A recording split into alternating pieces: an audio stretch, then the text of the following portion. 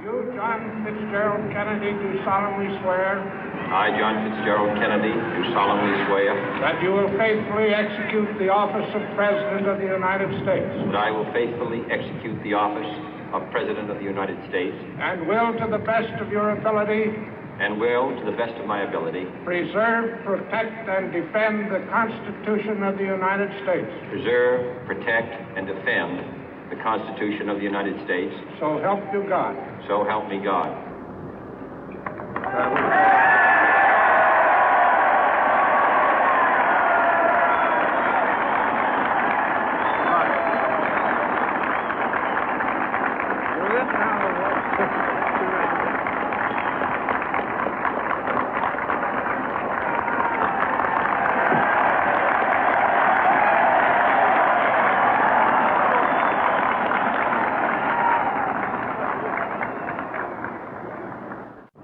Vice President Johnson, Mr. Speaker, Mr. Chief Justice, President Eisenhower, Vice President Nixon, President Truman, Reverend clergy, fellow citizens.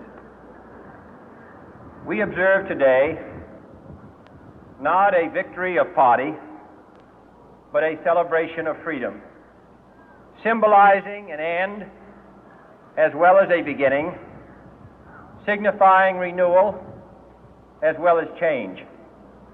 For I have sworn before you and Almighty God the same solemn oath our forebears prescribed nearly a century and 3/4 ago.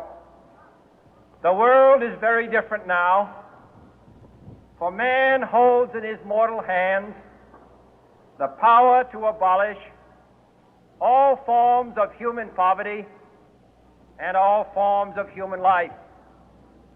And yet the same revolutionary beliefs for which our forebears fought are still at issue around the globe. The belief that the rights of man come not from the generosity of the state, but from the hand of God. We dare not forget today that we are the heirs of that first revolution. Let the word go forth from this time and place to friend and foe alike that the torch has been passed to a new generation of Americans born in this century, tempered by war, disciplined by a hard and bitter peace, proud of our ancient heritage, and unwilling to witness or permit the slow undoing of those human rights to which this nation has always been committed and to which we are committed today at home and around the world.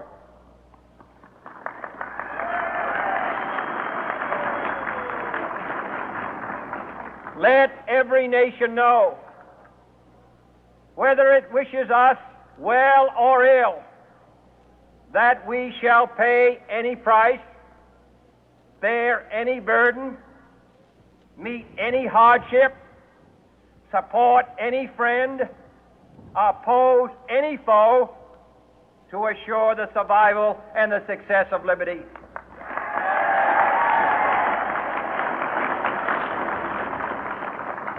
This much we pledge and more.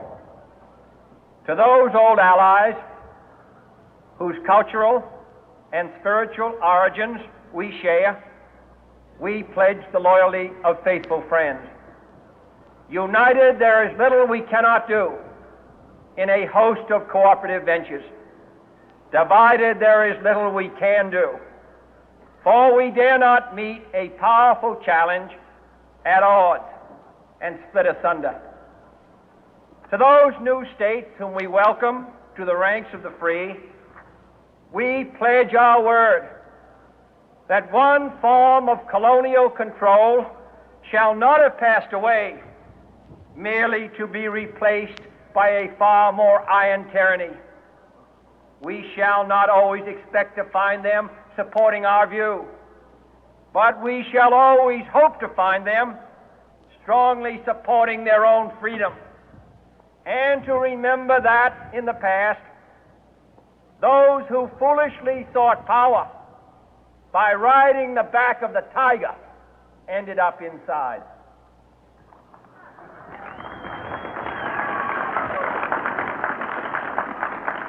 To those people in the huts and villages of half the globe struggling to break the bonds of mass misery, we pledge our best efforts to help them help themselves for whatever period is required, not because the communists may be doing it, not because we seek their votes, but because it is right.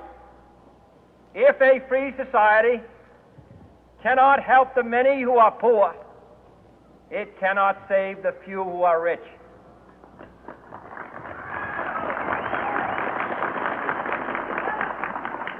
To our sister republics south of our border, we offer a special pledge to convert our good words into good deeds, in a new alliance for progress, to assist free men and free governments in casting off the chains of poverty.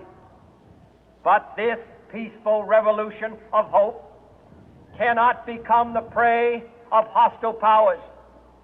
Let all our neighbors know that we shall join with them to oppose aggression or subversion anywhere in the Americas. And let every other power know that this hemisphere intends to remain the master of its own house.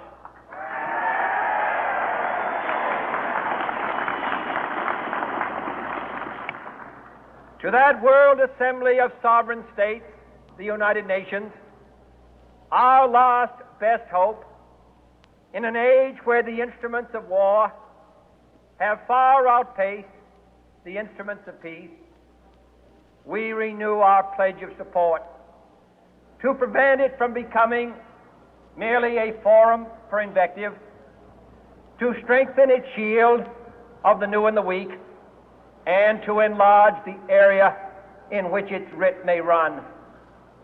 Finally, to those nations who would make themselves our adversary, we offer not a pledge, but a request that both sides begin anew the quest for peace.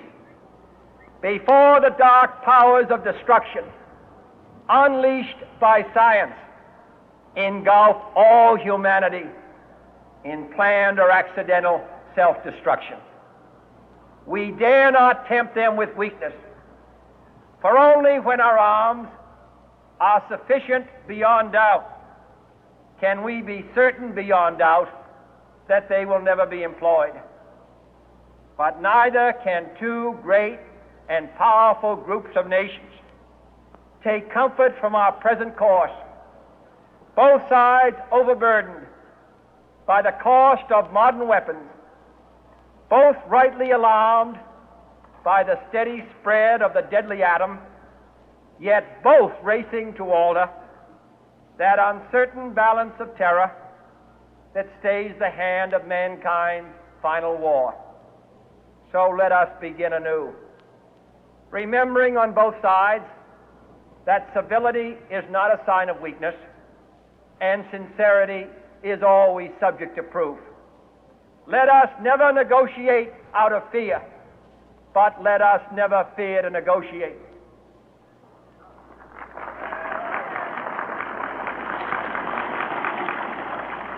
Let both sides explore what problems unite us, instead of belaboring those problems which divide us. Let both sides, for the first time, formulate serious and precise proposals for the inspection and control of arms, and bring the absolute power to destroy other nations under the absolute control of all nations.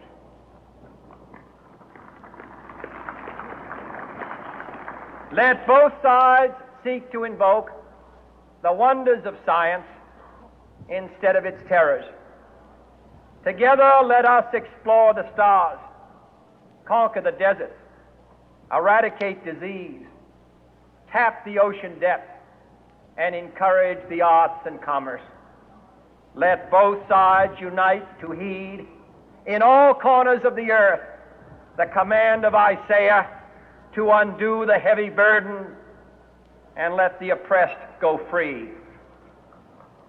And if a beachhead of cooperation may push back the jungle of suspicion, let both sides join in creating a new endeavor, not a new balance of power, but a new world of law, where the strong are just and the weak secure and the peace preserved. All this will not be finished in the first 100 days, nor will it be finished in the first 1,000 days, nor in the life of this administration, nor even perhaps in our lifetime on this planet. But let us begin.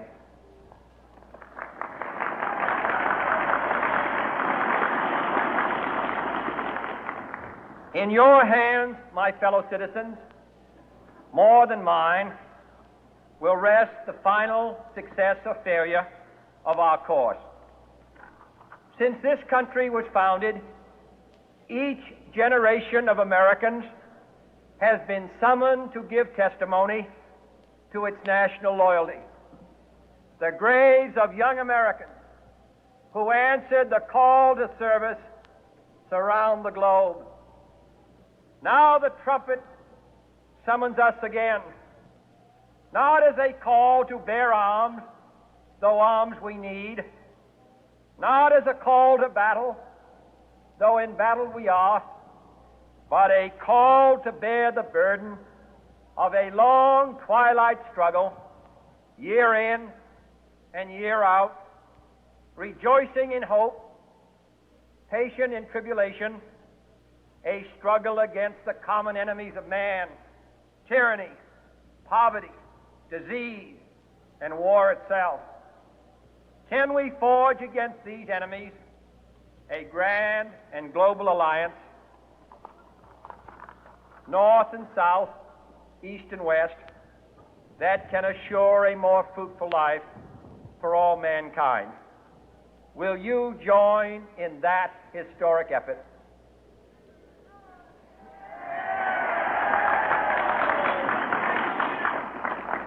In the long history of the world, only a few generations have been granted the role of defending freedom in its hour of maximum danger. I do not shrink from this responsibility. I welcome it.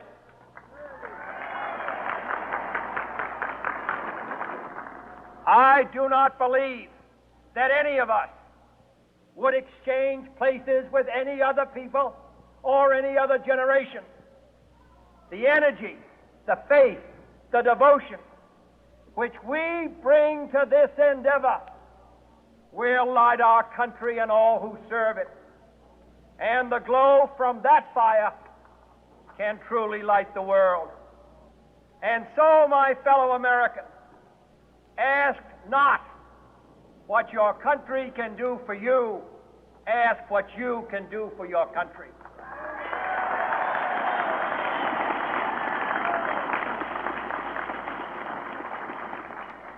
My fellow citizens of the world, ask not what America will do for you, but what together we can do for the freedom of man.